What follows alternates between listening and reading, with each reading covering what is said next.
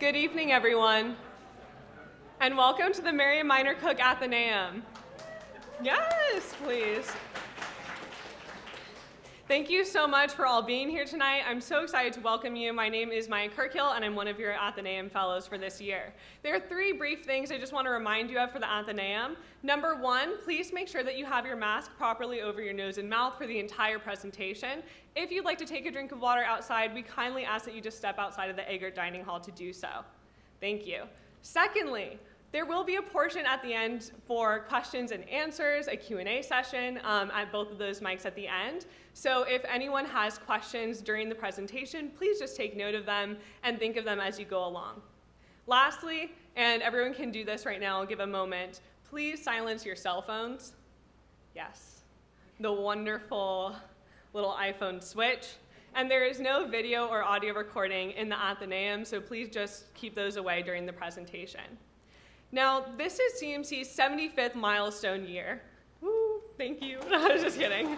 But no, yes, it is the 75th milestone year, and we're so excited, among other programming happening on campus, to also have the Athenaeum's anniversary Distinguished Speaker Series. Now, we've invited speakers based off of their intellectual and professional distinction, originality of perspective and voice, and respect for diverse viewpoints and constructive dialogue.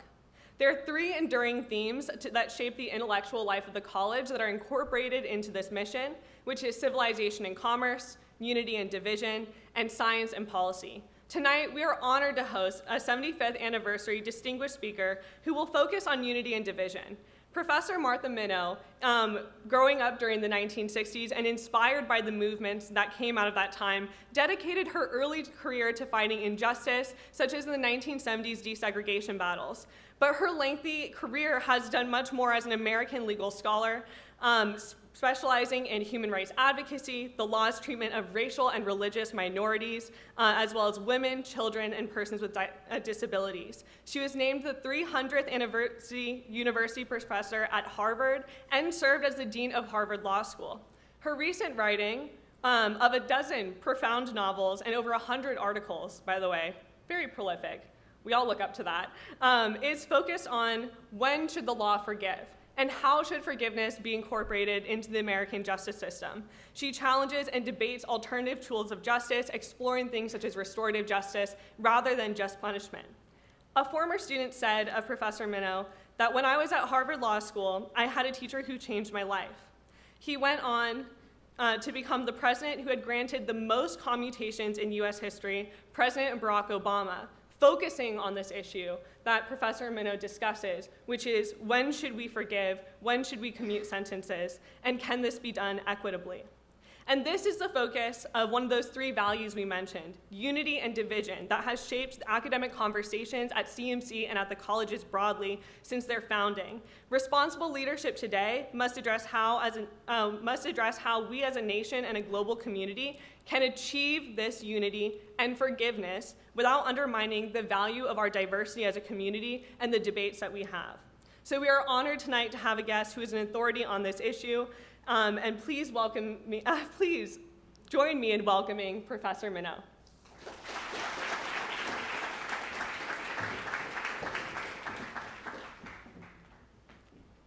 Good evening. I say thank you to the three M's, Maya, and Maria, and thank you to Priya. I have to say I've had a great time here. I want to come back as a student, please, let me do that. But I'm so honored to come and talk with you today.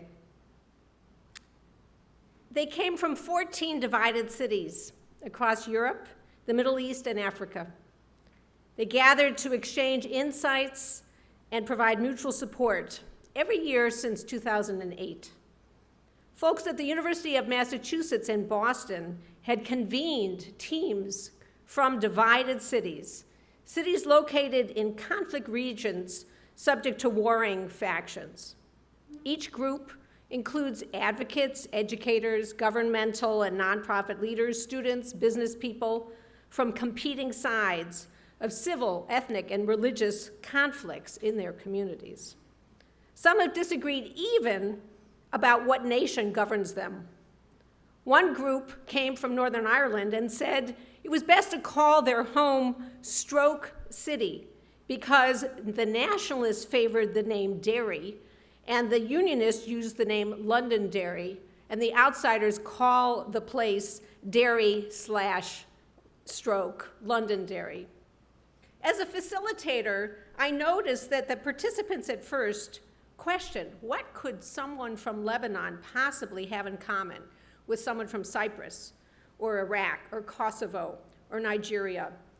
And thinking that their situations were unique as they lived through violence, destroying neighborhoods, city infrastructure, trust, facing ongoing obstacles to recovery, reconstruction, reconciliation. But I watched something amazing happen. There was this look of recognition on people's faces as they discovered that they shared similar issues, like struggling to create enough stability for children to go to school, or trying to get the World Bank to give funding despite the snarled politics in their home nations. The former antagonists from the same city actually became colleagues, collaborators, maybe even friends, while assisting the counterparts from other cities. The program founder and peacemaker is Professor Padraig O'Malley, who explains, people in divided cities are in the best position to help people from other divided cities. He draws on his own life, coming from Northern Ireland, and his own struggles with alcoholism and family division. I have to say I learned more than I gave, including lessons for our hosting city of Boston, as I came to realize that the legacies of violence over court-ordered school desegregation in Boston had left racial and class divides that are still ready to be ignited. Now, in 2021, the United States is divided. The contrasting behavior of law enforcement during protests, and then whether they're Black Lives Matter protests, and then during the January 6th assault on the US Capitol, prompts new questions about blame and forgiveness. My home institution and many others are engaged in soul-searching about the legacies of slavery, unacknowledged in our midst, even as school boards and state legislatures are banning discussions and trainings about conscious and unconscious racial bias, privilege, discrimination, and oppression on the grounds that they make people uncomfortable, ashamed, or more likely to experience social divisions. One of the very few things that Americans still have in common is our belief that we are divided. On the 75th anniversary of this great college, how meaningful it is to join you to discuss unity and division. I'm intrigued by the other anniversary themes of civilization and commerce and science and policy. I think those are easier. And I'm so honored to be here. I salute President Chodash and the college's vital studies of politics and economics, dialogue and leadership, diversity and justice during this very challenging time in the world. I don't need to tell you. The global pandemic, accelerating climate change, attendant natural disasters, widening economic inequality, polarization about these and other issues is its own major challenge, tearing up democracies around the globe, from Brazil to India, from Poland to Nigeria. Americans report low trust in government and in one another. Divisive political leaders in many countries, in many democracies, amplify and escalate social and economic tensions, target racial and ethnic religious differences. I have spent my career working on social division and disadvantage. In the former Yugoslavia, working on political issues in South Africa and Colombia, working in the United States. And I have never been more worried than I am right now. The very tools that we have available to work on peace building and justice are weakened, if not disabled. Social media both reflects and compounds the problem. Digital communications amplify fears and doubts, conspiracies and anxieties. Digital clickbait, pushed by the promise of money tied to eyeballs, reflect our vulnerabilities to scare tactics and outrage, spilling over into physical violence around the world. There are some gains for sure. Much of the world's knowledge is now accessible in our pockets, and to more people than ever in human history. Citizen journalism allows cell phone recordings of abusive police to gain attention. The internet enables people to connect for good or for ill. Black Lives Matter marches, white supremacy gatherings, resistance we desire and resistance we despise are both fueled. Digital activities are undermining the search for and even faith in knowledge, reason, freedom, democracy. Accurate information is very often overwhelmed by lies and hoaxes. Recipients come to doubt what comes onto our screens. The result, says the RAND Corporation, is truth decay and digital gerrymandering, the selective presentation of information curated through secret recipes, further divide us by sorting us into groups, determining what we even come to know as real or motivating, and undermining the foundations of our common humanity. Social media deploy categories that often reduce individuals to one-dimensional identities and lay the ground for social fracturing, ready for unscrupulous leaders to exploit. The genocide in Rwanda didn't have fancy social media, just radio.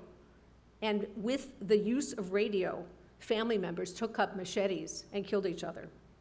Current media is a dream come true for demagogues because they can sow discord so easily and spread it in their countries or around the world.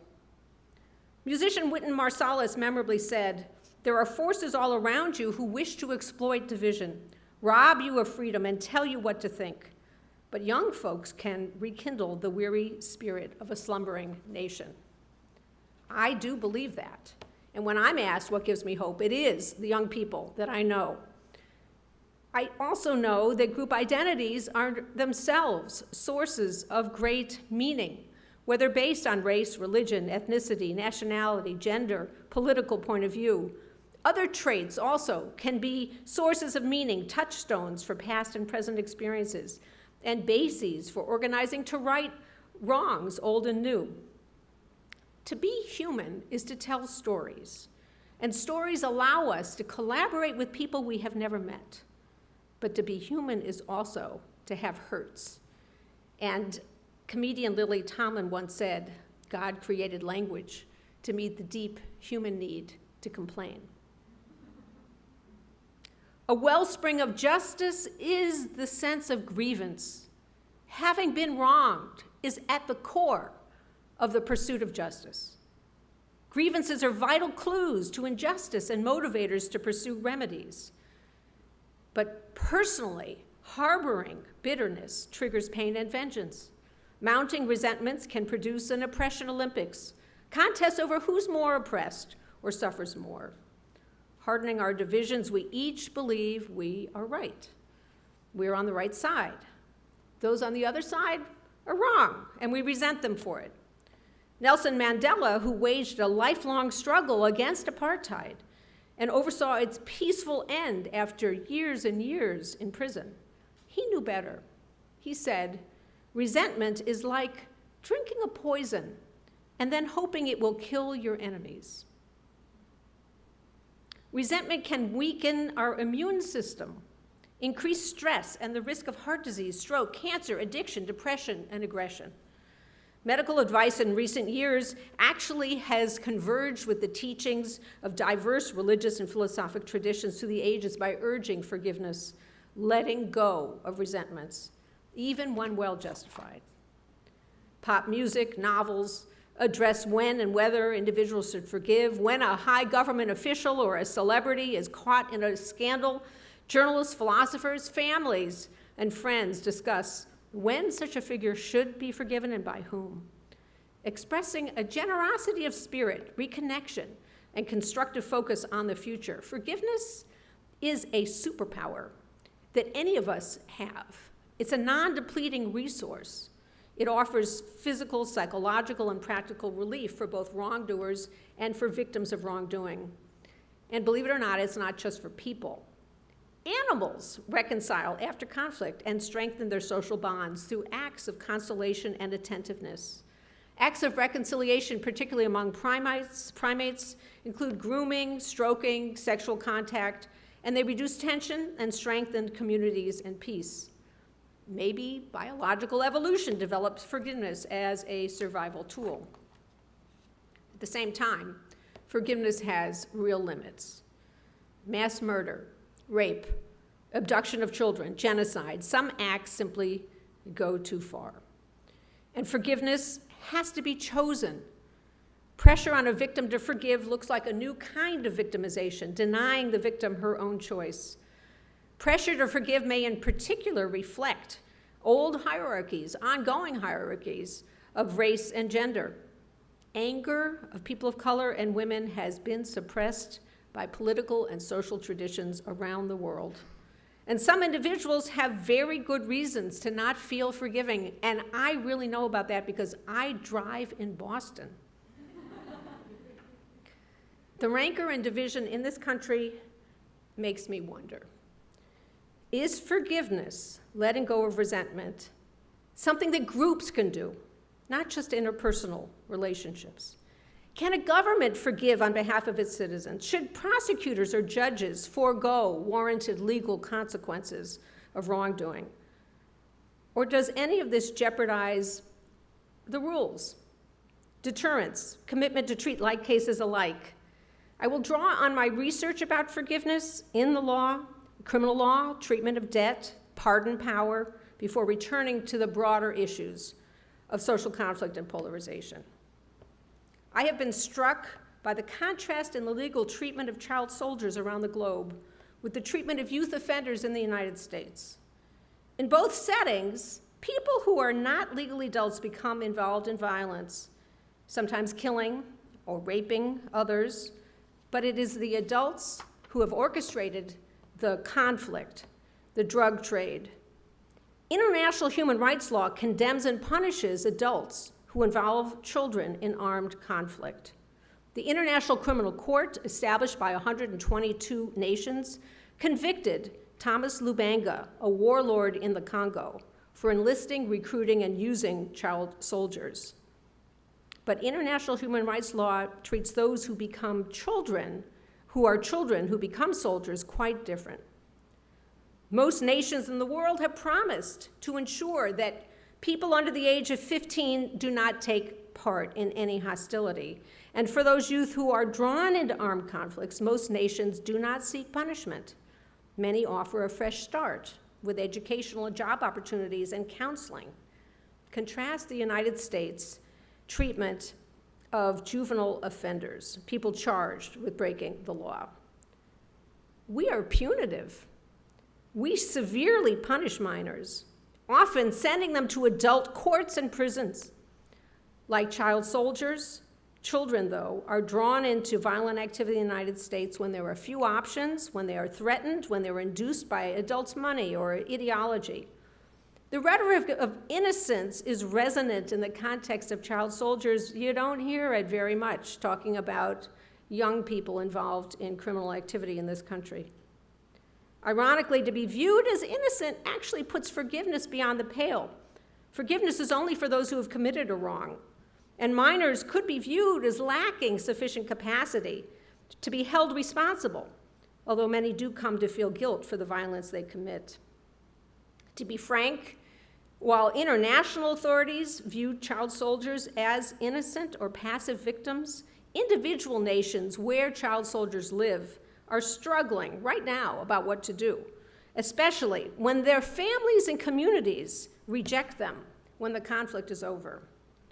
What if young people caught in criminal activity or violence could have chances to accept accountability, gain opportunities to rebuild their lives and their communities? Legal frameworks inviting youth to describe their conduct can also involve community members to hear and maybe forgive.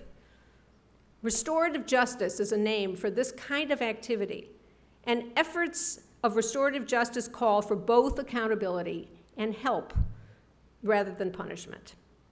Many schools in the United States use restorative justice. How many of you have encountered it? Not that many, a few, okay.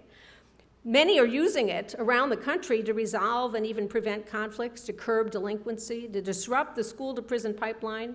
And some American high schools have replaced zero-tolerance policies with automatic suspensions with opportunities for victims to narrate their experiences and for offenders to take responsibility for their actions.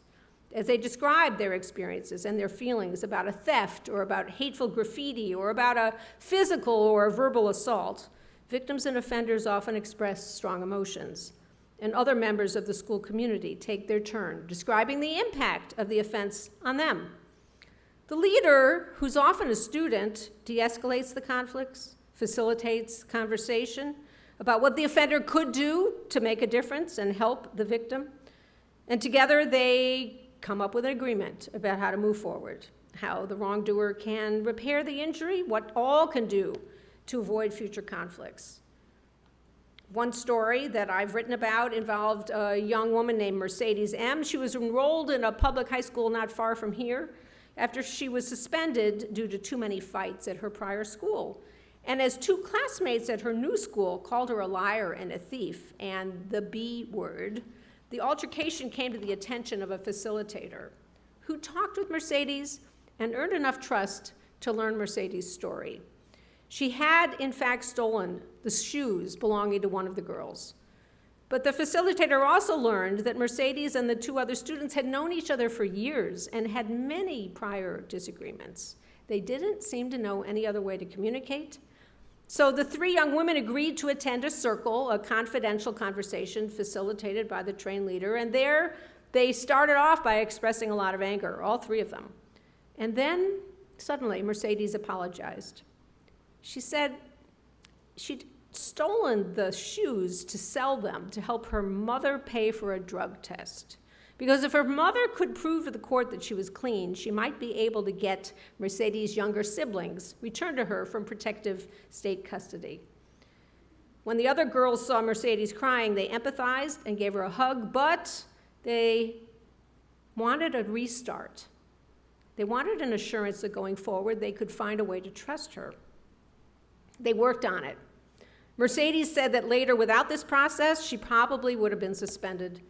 Her school, with the help of restorative justice circles, has reduced suspensions by half, and restorative justice methods are used in schools often even when there's a violent incident.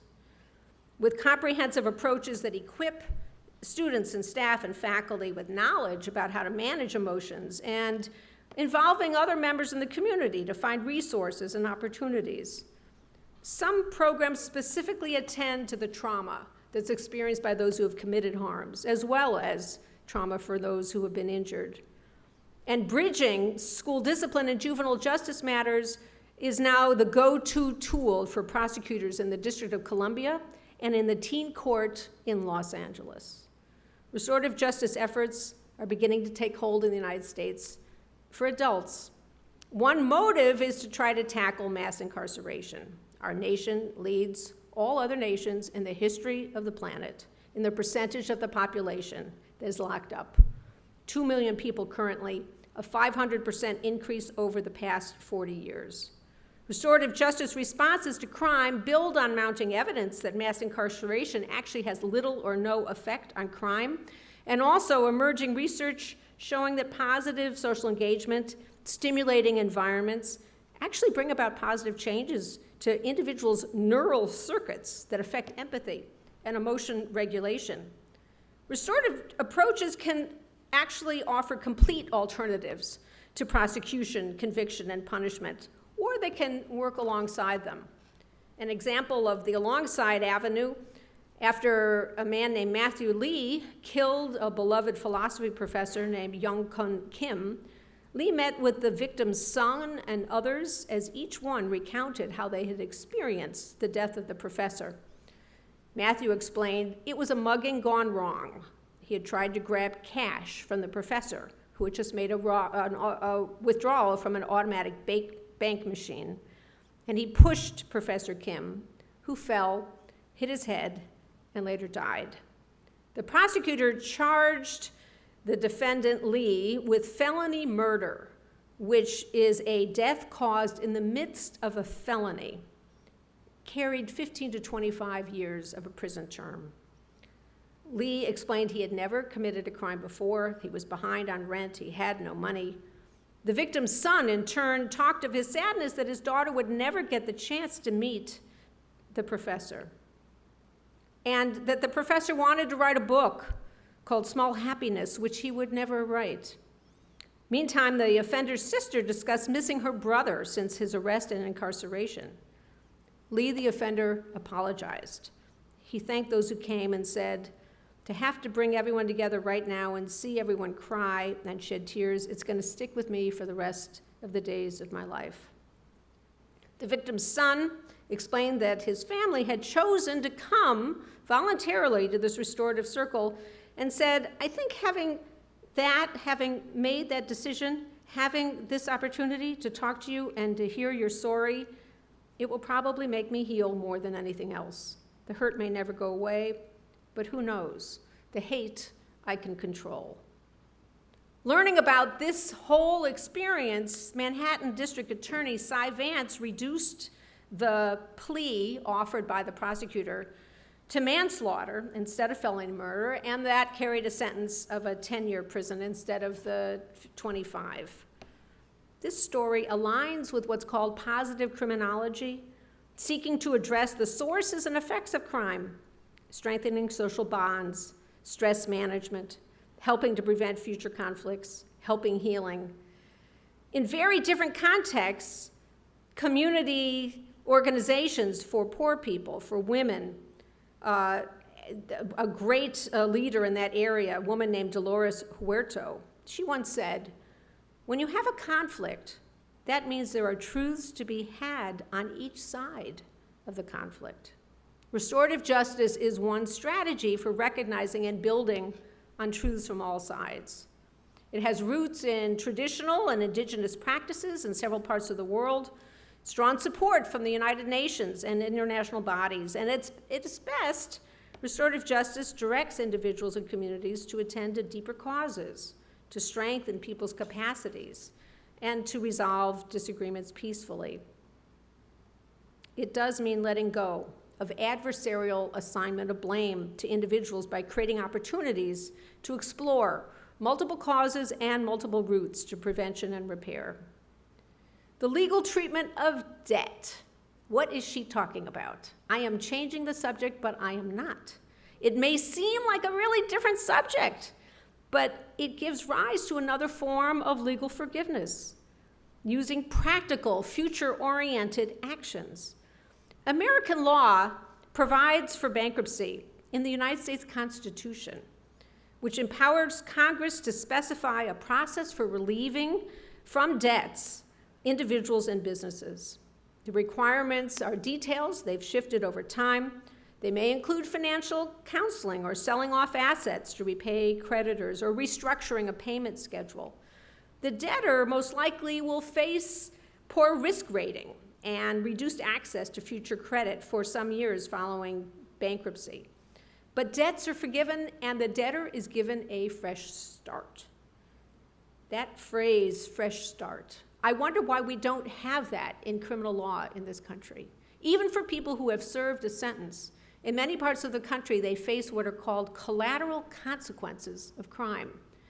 And those collateral consequences can mean they're ineligible for certain jobs. They're ineligible for government benefits. In many parts of the country, they're ineligible to vote, even when they've served their time. There's no fresh start.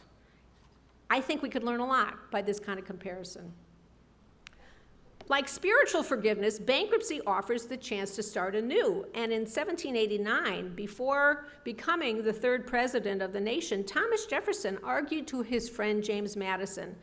He said there should be debt relief for every new generation. Now, there may have been some personal dimension here. Thomas Jefferson was in debt most of his life, repeatedly, so he knew what he was talking about. But because he was Thomas Jefferson, he developed a political theory about it. And he said that he worried about the burdens that one generation's debts place on the future. During deliberations over the Bill of Rights, he expressed the idea that each generation should start afresh without the debts of the past, and asserted that the land belongs to the living, not to those who are no longer around. Madison replied with sympathy but objection. He said, this idea would jeopardize all of law and all of property, and you're crazy. Jefferson did not press the idea after that, but others have pursued it. And a notion of generational sovereignty and debt relief is actually very current right now. American businesses treat bankruptcy often as a safety valve, allowing people to take risks, propelling innovation and experimentation. Although individuals who declare bankruptcy often experience shame or personal difficulties, businesses often declare bankruptcy and walk away from investments that aren't working as a business strategy. I even know some venture capitalists in Silicon Valley have told me they will not back an entrepreneur who has not already gone bankrupt, because that means they're not taking enough risk. The availability of bankruptcy has allowed fresh starts in ways that have made the United States the envy of the world when it comes to innovation. The availability of bankruptcy has also allowed fresh starts in recent years for cities, including Detroit, Michigan, Jefferson County, Alaska, Bernardino, California. And by law, some debts lie outside of bankruptcy. In the United States, right now, one that may hit home, student loans used to finance higher education cannot be forgiven through the bankruptcy process, except in the very narrow circumstances like total disability or death. But here's what drives me nuts. For-profit colleges that go belly up can declare bankruptcy, even when they have created student loans. And the students carrying the loans with the now defunct school can't declare bankruptcy. I think this is wrong, and I think it calls for reform. Forgiveness of student debt is actually currently a subject of intensive discussion by political leaders in Washington, including one of my former students who is setting policy at the Department of Education. It shows that there are avenues to address grievances and unfairness. Let's see what happens. Sovereign nations under international law are not allowed to declare bankruptcy. There's no bankruptcy court for a country. And failures to repay a debt can severely damage a nation's credit rating and access to loans. Forgiveness may come voluntarily. Creditors may make an arrangement, or political deals may happen. And calls for more forgiveness mount as the world's poorest nations pay more debt than they receive in aid. International celebrities and global leaders, including a Pope and Bono, have used moral arguments and their visibility to press first world nations to undertake multilateral debt relief. A nonprofit organization called Jubilee Network mobilizes faith communities and has secured more than $130 billion in debt relief for the world's poorest countries. Philanthropies have taken a page from commercial debt collectors, the companies that purchase debt that's unpaid for pennies on the dollar and then hound people to pay the debt. Instead, the philanthropies are doing the same thing, buying the debt, consumer debt, medical debt, student debt, for pennies on the dollar, and then doing an amazing thing. They're forgiving it. Rolling Jubilee purchased consumer debt that way. With $700,000, they use the capital to forgive, are you ready, $30 million worth of people's medical bills, student loans, and consumer debt. John Oliver did the same thing on live TV. Non-governmental actors can help by purchasing debt and forgiving it, or promoting changes in the behavior of creditors, and government can help by giving favorable tax treatment or other incentives. One more tool, and I'll be brief on this one, for forgiveness in the law is pardon or amnesties. We witnessed some interesting uses of pardons by a prior president. Governors in the United States also have the pardon power. Jimmy Carter and Gerald Ford both used amnesty following the Vietnam War and massive political division in this country over the military draft. Some 100,000 people faced criminal charges, and they instead got amnesty. Forgiving crimes and debt may encourage violations. Economists give it a name, moral hazard. But escalating resentments hold their own dangers, and so does attributing blame to individuals for circumstances largely outside their control. To ask how law may forgive is not to deny the facts of wrongdoing.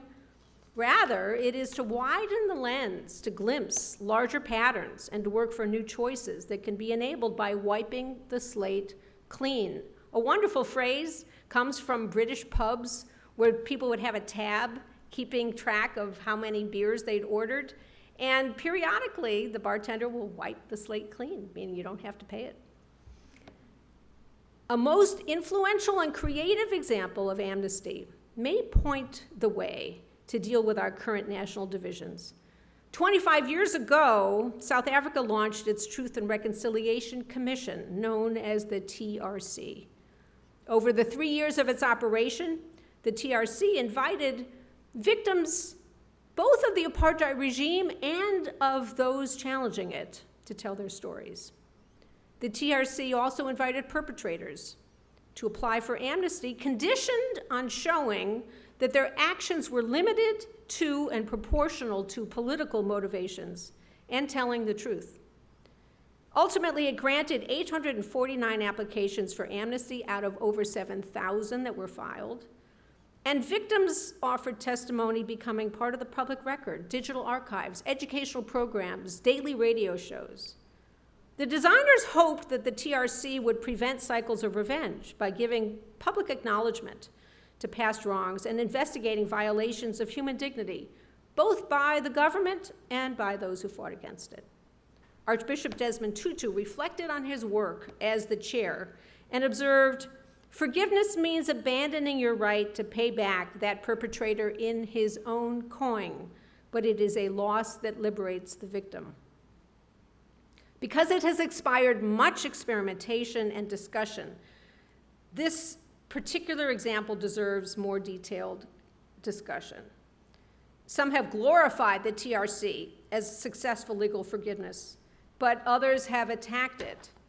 A cartoonist in South Africa named Zappo vividly captured the problems by drawing Archbishop Tutu standing on ground labeled truth on one side of a chasm and looking across the chasm to the other side that said reconciliation. Importantly, the TRC drew criticism from all sides. Challenged in court by the African National Congress, by the family of Stephen Biko, the commission's proceedings and report also drew fire from former government officials and police and political leaders, so maybe they did something right. Everybody hated them. Some wonder if the efforts at forgiveness simply covered up wounds that the TRC was intended to heal. Although Archbishop Tutu brought religious commitment to his work on the commission, actual exchanges of apology and forgiveness between individuals were very rare. Only 10% of those who participated were willing to forgive, and for most of those people, only if the wrongdoers took responsibility for their deeds. The TRC did coincide with relatively peaceful political transition to democracy and high levels of people's reported willingness to engage then with politics and to respect the legal system. Even with its flaws, it offered a forum for discovering and revealing past wrongdoing that had been secret and hidden. Full assessment awaits, and South Africa has now some other serious problems. But here's what's noteworthy to me. The TRC has inspired similar efforts in Rwanda, Sierra Leone, Cambodia, Liberia, more than 40 other countries. Why this emulation? I think that the language and examples offered by Nelson Mandela and Archbishop Tutu gave people hope that there could be a path on the other side of terrible violence. The level of interest in truth commissions suggests a thirst for a third way between no response to atrocities, which is historically dominant, and on the other hand, costly, controversial criminal prosecutions. Efforts following features of the TRC have proceeded in Mississippi to address racial issues. In Greensboro, North Carolina, following the murder of labor organizers by the Ku Klux Klan and the American Nazi Party in 1979. In Maine, and recently in Canada, both of them using a truth commission to investigate abuses against Native American children by the government.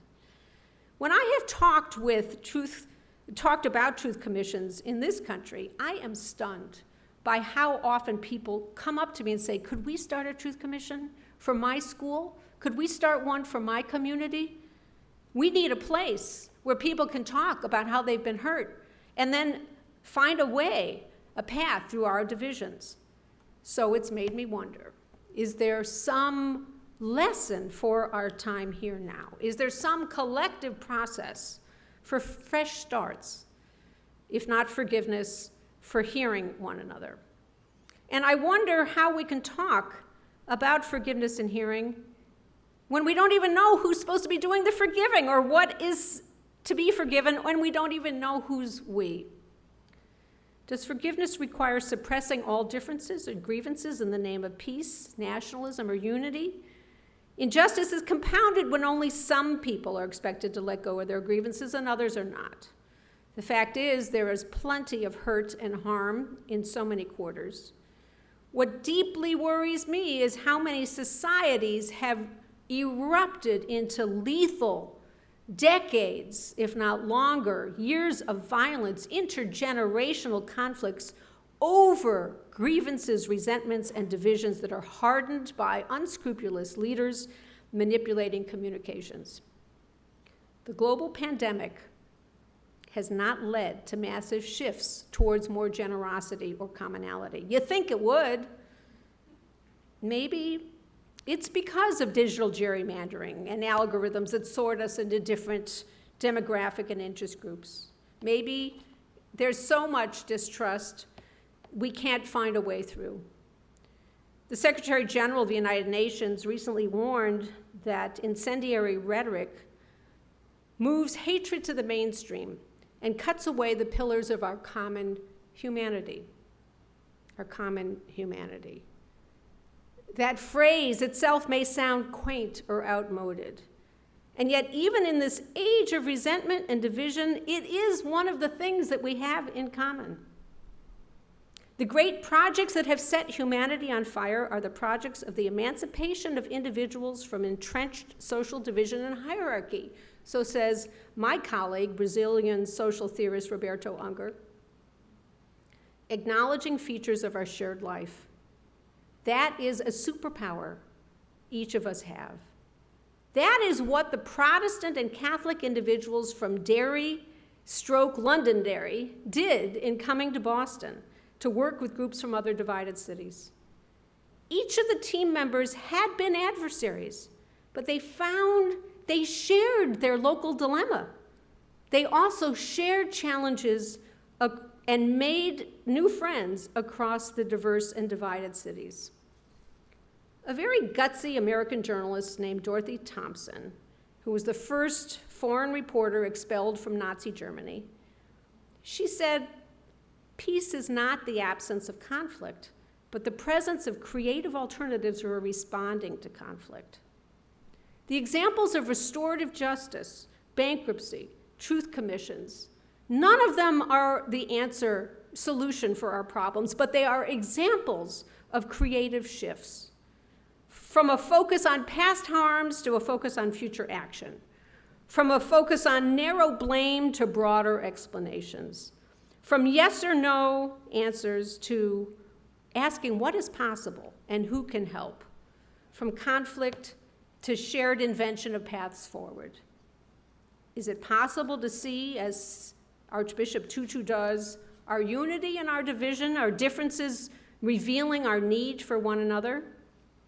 I very much look forward to our discussions together about whether, seeing both unity and division, we can summon forgiveness and create other tools for our polarized times. Thank you.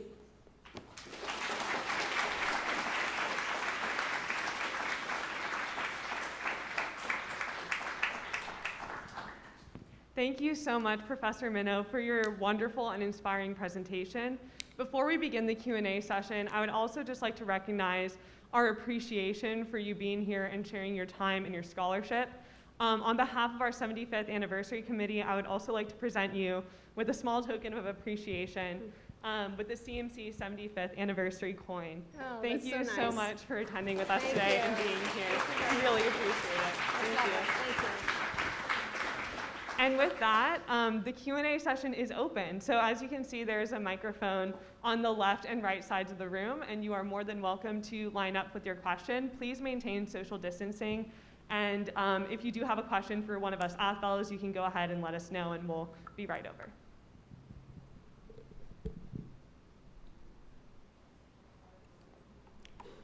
So maybe people can identify yourselves when you ask a question or make a comment. That'd be great. When you introduce yourself, please state your name, major, and college. Hi, good afternoon. My name is Jeannie Kim. I'm a junior at Claremont McKenna College, majoring in environment, economics, and politics. I think throughout your talk, I find myself nodding and agreeing with a lot of your points, but I think that was particularly because the people who were committing the crimes had noble actions. So the girl was trying to get a drug test for her mom, and the man was just trying to pay his rent, and we're just trying to get our education. I'm wondering if the motive of the crime or like the act should be taken into consideration when we forgive. Like, can someone do something intentionally bad at the time, and then should we forgive them for it later on? It's Thank a you. wonderful question. Thank you for that. Everybody hear it? You know, does the motivation behind a bad action matter in whether people should forgive, and I take it whether the law itself should forgive? You know, one of the interesting features of the exploration that I have been discussing with you is not only the motive for a particular action, but what's the right time frame. So a lot of what we do as lawyers in the field of criminal law, also in the field of torts, is we fight over what's the right time frame. Is it the immediate time frame, or do you take a longer scope of time frame? So the motivation for a particular act may not have a great explanation, but if you broaden the time frame, you may find out a lot of reasons why that person thought violence was the right way to act. I also think that most people who do terrible things don't get up in the morning and think, I'm going to be evil. I just don't think it works that way. I think most people have a rationale about why they do what they're doing. They may be misguided, they may be mean, they may be terrible, but I think that it would be helpful to understand the rationale. And sometimes there might be a good reason, and sometimes actually they may need some information, or they may need to hear about the impact of what they did when they thought they were so right on other people. Thank you for being here, Professor Minow. My name is Giovanni Pierre. I am a freshman at CMC, and I'm hopefully going to be majoring in philosophy, politics, and economics in the next couple of years. So in the recent couple of years, we've seen the decriminalization of marijuana across the country. Now smoking marijuana is less of a taboo thing and more of a fun weekend activity for upper middle class millennials. And so my question is, now that we've seen marijuana stores looking more like Apple stores, my whole issue is I feel like we should have a lot of black and brown men that we need to let out of prison. And so what is the legal precedent around commuting the sentences of people who have offended against crimes that we now in the modern day view as immoral in their time? And then how can we realize forgiveness for those people now? So it's a fabulous question, and it's lawyers call it the retroactivity question. When the law changes, does it have a retroactive effect? Isn't it unfair to continue to punish people under a law that has changed? That actually was the guidepost for President Obama's Amnesty and forgiveness program. He went through and looked at how the drug laws had changed under his time in office, and undid the sentences that remained, the time that remained for people who were convicted under laws that changed. Now that was only federal law, and the vast majority of criminal law is state law. He did not have control over state law. I'm interested to see a couple of cities, a couple in California, have come up with plans, I'd be interested to know your view about this, that in terms of allocating who gets the license to open the weed shop, give priority to people from communities or themselves who had faced convictions. So that's an interesting kind of reparations step. One of the strategies that has interested me a lot just generally is that the technique for commuting a sentence or for wiping it clean is available in every community, but some communities don't make it visible, make it very difficult and arduous.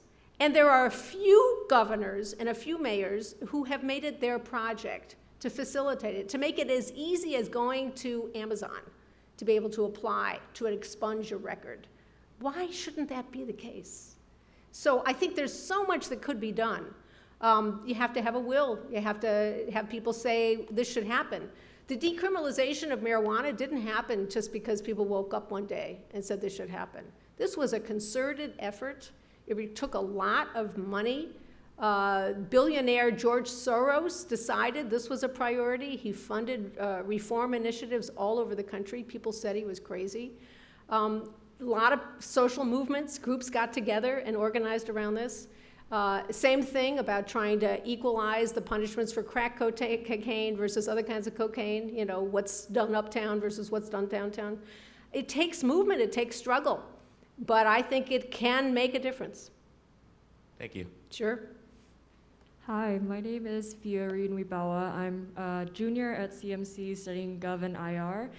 So my question for you today, and thank you so much for your wonderful talk, is how can policymakers adapt laws to be less about punishing and more about supporting people without sacrificing the law's ability to get people to abide by it? Yeah, great problem. And that is this problem that the economists have given this name, moral hazard, which is if you know you will be forgiven, then why obey the law? And that is, you know, something to very much be concerned about. It's something that insurance companies are concerned about. Why should we insure people for a risk then they're not going to be cautious in when they go skiing or whatever it is that's the risky behavior? And I think that these are balances that have to be struck. I don't think everything should be forgiven all the time. I'm a parent. I definitely don't think so. But I have no doubt that we have swung so far in this country to the side of punitiveness. We have a long way to go before we get worried about moral hazard. Thank you. Sure. Thank you so much for being here tonight, Professor Minow. My name is Hallie Rudman. I'm a sophomore, and I'm an applicant for the Philosophy, Politics, and Economics program. My question for you tonight is about the case that you mentioned with the philosophy professor who was killed. And one of the parts that stood out to me about that case was how the victim's son found the process of restorative justice so beneficial to him in overcoming the hatred that he might have had for the man who killed his father. But my issue with that scenario was how kind of ideal of a case it seemed. I think it's hard to imagine that every case of restorative justice would have an outcome like that. And I also, I guess, wonder about, you know, the boundaries that might be in place in other situations like racial and ethnic divides. So I guess my question is, you know, how would those other issues be addressed in other cases? And also, why must we rely on the cooperation of the victim or the victim's families in cases of restorative justice? While it seemed to work out well in this case, I think there's a lot of trauma that victims could face depending on what the crime committed was. And I think it's hard, I guess, to put a lot of faith in a system that relies on, you know, anything from the victim. Like, why should they have to give back to their perpetrator or the person who did them wrong? So great. So really 3 parts to your question, I think. Yes. And one part is, this seemed like an ideal story, what happens when it's not so ideal. And another is where there are divisions in the identities of the people involved. This looked like it was more people who had some commonalities, though clearly they had class differences of an enormous level. And the third, isn't it putting too much of a burden on victims to participate? I think it's got to be voluntary. And this was voluntary. This family chose to participate. There's some interesting experiments to have people who are not themselves the victim in that case. They were the victim in another case earlier who have volunteered to be part of these conversations. I think that restorative justice works best when there are plans about what will the wrongdoer do to help the people who are still hurting. Some programs do that, some programs don't do that. As to when there are divides or differences in the identities, I think that we can't always predict who's going to find it meaningful. to hear what's the story on the other side, and who are we to decide, well, they shouldn't talk to each other because they have too much that are different. Putting the burden on a victim to forgive is what I find unacceptable. The choice has to be in the victim's hand.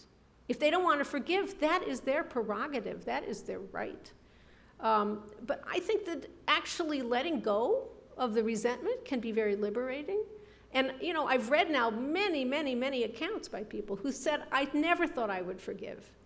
And it took years, but ultimately I did, and I feel much better about it. So, as I study this topic, I realized there are really two different ways that forgiveness can enter into the law. One is that the law can help frame settings where individuals can engage in the communications that can lead to forgiveness. And the other is where the law itself, the people who run the legal system, decide to let go of a punishment or an action that law itself can have. And I'm more interested, frankly, in the second than the first, because I'm worried about the use of the state to alter the interactions between people. So I hear what you're saying, but I'm impressed by some of these stories. Thank you. Sure. My name is Trevor. I'm a sophomore at CMC. My question is in the context of, I guess, the Constitution and the Eighth Amendment. Like recently watching the Parkland shooters trial, can the death penalty ever be justified, or should it always be considered cruel and unusual?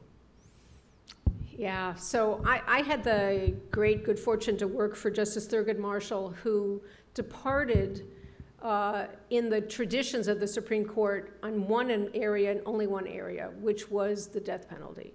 The tradition of the Supreme Court is that once a matter is decided by a majority, the dissenter in future cases no longer dissents. He did not agree to that when it came to the death penalty. He dissented in every single death penalty case. And as a clerk working for him who actually opposes the death penalty, I oppose the death penalty. I oppose it because I think it's unfairly meted out. I don't think we even have to face the issue whether it would be moral under other circumstances. We are so far from it being fairly meted out. I made myself read the facts in every one of the cases that came before me. And I have to say, I'm opposed to the death penalty, but if ever it was justified, it was in some of the cases that I saw. Really brutal, cruel activities. I don't think it's justified. We're living at a time which is so strange. 10 years ago, my friends who work every day in this field said, you just count up and look at the states that are ending it. We're almost done. And then it came back. Hard to know what to say. I mean, if you're an American and you're involved in human rights around the world, as I am, sometimes you land in another city and people are protesting you. It's about the death penalty. We are so off on one end. For a long time, it was us and Sudan. Now it's just us. But it's something inside of this country that I think is the resentments. I think it's very much related to the resentments that I've been talking about, that makes the death penalty seem like that's satisfaction of some kind of hatred or some kind of release of the frustration. So I think we have to work on that. We have to work on the narratives that people tell each other about who gets into a situation where the death penalty is on the table. Thank you. Hi, Professor Minow. Thank you so much for your talk tonight. My name's Annie, and I'm a senior here. I am also asking about the philosophy professor case, and I find it really inspiring that victims and perpetrators can discuss and move past the resentment that someone feels after they've been harmed by a crime. But I also find it really interesting, the idea that the victim has to be able to come to that choice on their own. I was wondering if you think there's any possibility you said there's like two options between the individual's interactions and the way that we deal with laws. Is there any role that you could see for victims to play a greater role in forgiving people of their crimes, or because it has to be up to them, is it too much of an issue that the law wouldn't be applied equally if it just depends on if your victim is willing to communicate with you and go through that process? So when any of these techniques are used alongside the existing legal system, there's still a prosecutor who's deciding what to do. What I found so interesting in this particular case is the prosecutor wasn't involved. The prosecutor later heard about this communication, and that affected what the prosecutor chose to do. The prosecutor, in that sense, was forgiving. The prosecutor chose not to pursue to the letter of the law in the extreme what was available. And there are many places in the legal system where there are actors who have that kind of discretion. And it could be the prosecutor, it could be the police officer, it could be the judge, it could be actually the sentencing judge, it could be a jury. And I think who's we, I don't know, but I think at least I need to spend much more time trying to figure out how to make sure this is not done unfairly. It doesn't reflect existing biases in the world. There's a New Yorker cartoon I love that shows this judge with a very big nose and a big mustache, and he's looking down from his seat at the bench, and he looks at the defendant who has the exact same nose, an exact same mustache. And the judge says, obviously not guilty. This is a danger. People actually, consciously, unconsciously, have biases. It affects what they do. And I worry about that. I think that that's a problem with victims. And giving the power to victims neglects the fact that it's not just the victim who was harmed. It's the rest of the community that was harmed as well. So the decision to create a legal system where punishment is not left in the hands of victims had two major reasons. One was to tame vengeance, which can spiral out of control into feuds. And the other was to recognize it's not just the victim who's harmed. And I actually believe that's true. Thank you so much. Sure. Thank you for being here. My name is Claire Vlasis. I'm a freshman at Claremont McKenna College. My question is, what is your opinion on reparations for slavery? I am currently serving on Harvard's Committee on the Legacies of Slavery at Harvard. We are immersed in this exact question for Harvard. Stay tuned. Watch the report. It's the best thing I could say, because I'm on a commission. I really shouldn't talk about it otherwise right now. Okay, thank you. Sure. Thank you. And just with respect to Professor Minow's time, this will be the last question of the night. Thank you so much. Hi, I just wanted to say thank you for your talk. My name is Nicholas. I'm a senior at CMC. And in regards to social media, there's a lot of distrust, misinformation that we see, and Facebook has sort of been proven to undermine a lot of our democracy. So do you see a way that we could sort of mend this division, and what role do you think law should play in this sort of regulation of social media? This is not a question that I planted, but this is why I wrote this recent book about saving the news industry. A lot of the book is about the social media, because yes, I think these are all connected. People say to me, you work on such different issues. No, they're all connected. I think that there are avenues for government action that are lawful even with the First Amendment, and I do believe that they should be exercised. I don't know that we can put this genie back in the bottle. The distrust of one another, the distrust in facts and truth and experts. The great thing about social media is there's no intermediary, it seems. Anybody can do anything and send it to the world. The bad thing is there's no intermediary. Anybody can do anything and send anything to anybody in the world. But as we're discovering from the whistleblower about Facebook and more insider reports, there are intermediaries. There are decisions that are being made. There are sculpting of the rank ordering of what you see and what you don't see. And, the legal system in the United States is on one extreme end of a continuum when it comes to free speech, and has concluded that anything that's expressed is speech, including an algorithm, and regulation of an algorithm by the government is a violation of free speech. I think we're going to have some reckoning about whether we've gone too far.